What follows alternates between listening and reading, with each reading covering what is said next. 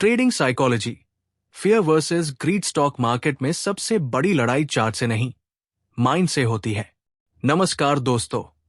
Stock market में लोग अक्सर सोचते हैं कि प्रॉफिट कमाने के लिए सबसे जरूरी चीज है बेस्ट स्ट्रैटेजी, बेस्ट इंडिकेटर या परफेक्ट एंट्री। लेकिन रियलिटी कुछ और है। ट्रेडिंग में सबसे बड़ा एनिमी मार्केट नहीं होता, सबसे बड़ा एनिमी होता है हमारा अपना माइंड।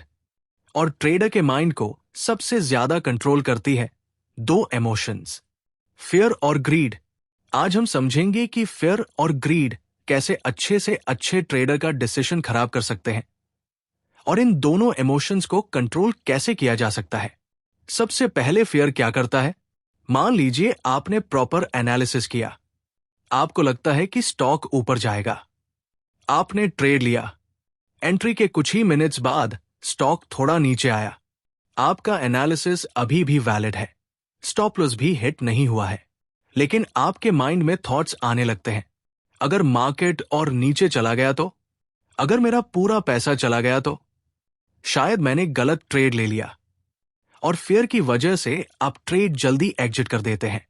कुछ देर बाद मार्केट आपकी प्रेडिक्टेड डायरेक्शन में मूव करता है, आप देखते रह जाते हैं।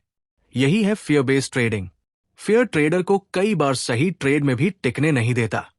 फियर का दूसरा रूप, लॉस के बाद डर। मान लीजिए आपको लगातार 2 लॉसेस हुए, अब तीसरा सेटअप आया। सेटअप टेक्निकली बहुत अच्छा है, लेकिन आप ट्रेड लेने से डर रहे हैं। आप सोचते हैं पिछली बार लॉस हुआ था, इस बार भी हो सकता है, और आप ट्रेड स्किप कर देते हैं।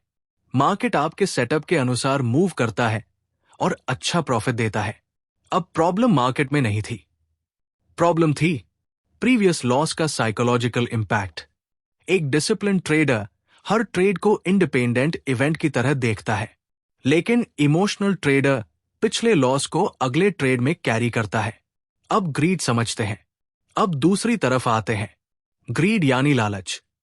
मान लीजिए आपका ट्रेड प्रॉफिट में है, आपका टारगेट 5,000 रुपए का था, ट्रेड में 5,000 रुपए प्रॉफिट आ चुका है, लेकिन आप सोचते हैं थोड़ा और होल्ड करता हूं, प्रॉफिट 7,000 रुपए हो जाता है। अब आप सोचते हैं आज तो 10,000 रुपए लेकर ही निकलूंगा। अचानक मार्केट रिवर्स हो जाता है, 7,000 रुपए का प्रॉफिट 3,000 रुपए हो जाता है। फिर आप सोचते हैं मार्केट वापस आएगा, और धीरे धीरे आपका प्रॉफिटेबल ट्रेड लॉस में बदल जाता है। यह है ग्रीड का इफेक्ट। प्रॉब्लम यह नहीं थी कि प्रॉफिट कम था, प्रॉब्लम यह थी कि आपने अपने पहले से तय प्लान को बदल दिया। फियर और ग्रीड साथ कैसे काम करते हैं? ट्रेडिंग का सबसे डेंजरस साइकिल कुछ ऐसा होता है। पहले फियर की वजह से ट्रेडर जल्दी प्रॉफिट बुक करता है, फिर किसी दूसरे ट्रेड में ग्रीड की वजह से लॉस बढ़ने देता है, यानी प्रॉफिट छोटा और लॉस बड़ा। जबकि सक्सेसफुल ट्रेडिंग में आइडियल अप्रोच इसका उल्टा होना चाहिए, लॉस कंट्रोल्ड और प्रॉफिट प्लान्ड। फियर कहता है प्रॉफिट अभी बुक कर लो, ग्रीड कहता है लॉस वापस रिकवर हो जाएगा, होल्ड करो। अगर ट्रेडर दोनों इमोशंस की सुनता रहा तो स्ट्रैटेजी अच्छी होने के बाद भी रिजल्ट्स खराब हो सकते हैं। रिवेंज ट्रेडिंग, फियर और ग्रीड का कॉम्बिनेशन। अब एक और डेंजरस सिचुएशन समझिए। आपको एक ट्रेड में बड़ा लॉस हुआ, आपको गुस्सा आता है, आप सोचते हैं मार्केट ने मेरा 5,000 रुपए लिया है, मैं अभी वापस निकालूंगा। आप तुरंत दूसरा ट्रेड लेते हैं, बिना सेटअप, बिना एनालिसिस। पोजीशन साइज भी बढ़ा देते हैं। क्यों?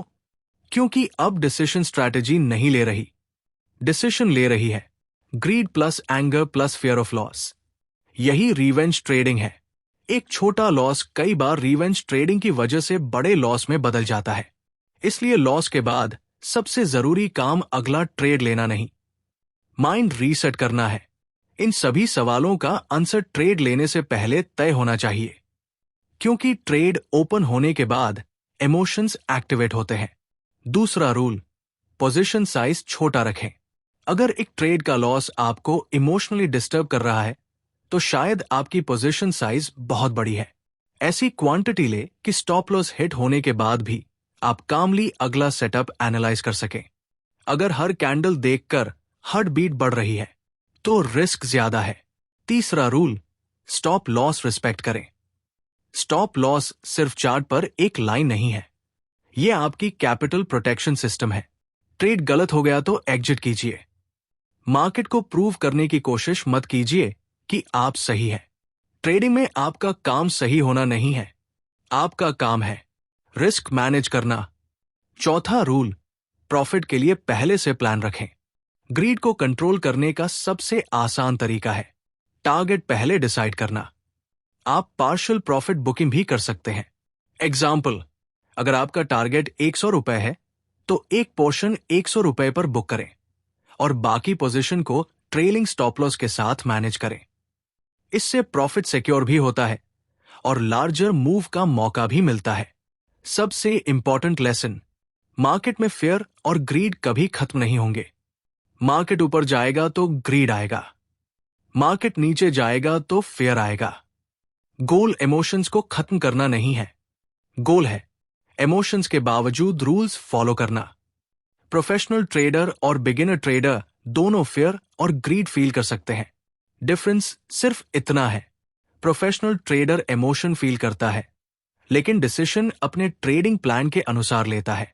कंक्लूजन, तो याद रखें, फेयर आपको अच्छे ट्रेड से जल्दी बाहर निकाल सकता है, ग्रीड आपको प्रॉफिटेबल ट्रेड में जरूरत से ज्यादा देर तक रोक सकता है और दोनों मिलकर आपकी ट्रेडिंग डिसिप्लिन को खत्म कर सकते हैं। इसलिए हमेशा फोकस करें plan, stop loss, position sizing और डिसिप्लिन पर। ट्रेडिंग में पैसा सिर्फ चार्ट पढ़ने से नहीं बनता, पैसा तब बनता है जब आप अपने माइंड को मैनेज करना सीखते हैं। अगर आपको यह वीडियो यूजफुल लगी हो तो लाइक करें, सूफीन ट्रेड चैनल को सब्सक्राइब करें और कमेंट में बताइए आपकी ट्रेडिंग में ज्यादा प्रॉब्लम किससे होती है, फेयर या ग्रीड। डिस्क्लेमर, ये वीडियो केवल एजुकेशनल पर्पस के लिए है।